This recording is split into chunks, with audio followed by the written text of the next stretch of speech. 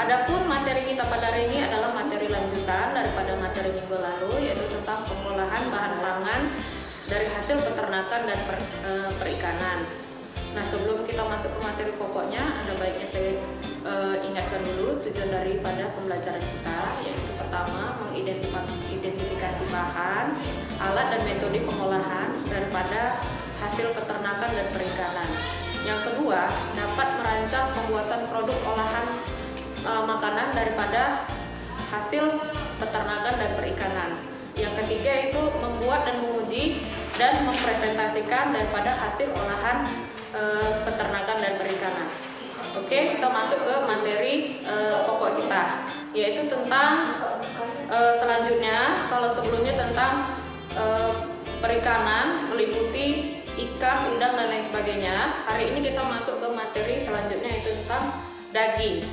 Adapun pengertian daging adalah hewan yang dapat dimakan yang berasal dari unggas ataupun hewan yang berkaki 4. Nah, apa saja jenis-jenis daging yang dapat dikonsumsi oleh manusia? Yang pertama itu daging ayam. Nah, daging ayam ini pasti tidak asing bagi kita ya. Jadi daging ayam ini gampang didapat di mana saja dan dapat kita olah menjadi apa saja. Nah, untuk daging ayam sendiri terdapat 2 macam.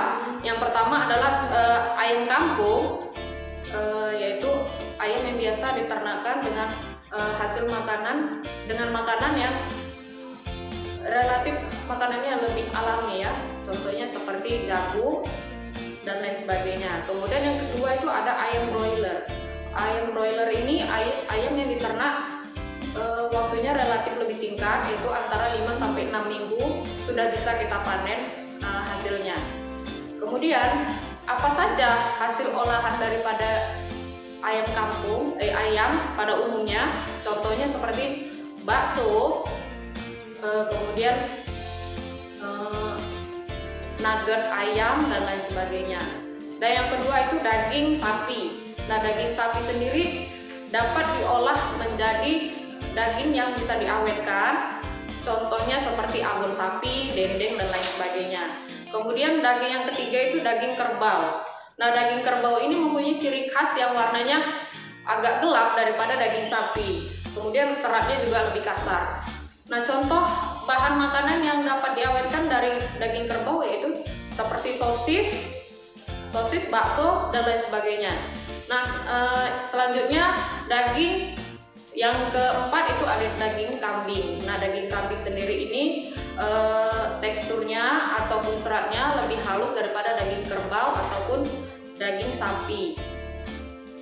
Daging kambing sendiri dapat diawetkan seperti contohnya olahan segar ataupun olahan beku. Misalnya dapat dibuat menjadi dendeng daging kambing, bakso dan lain sebagainya.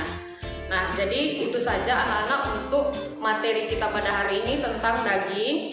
Mudah-mudahan kalian paham dengan apa yang saya jelaskan.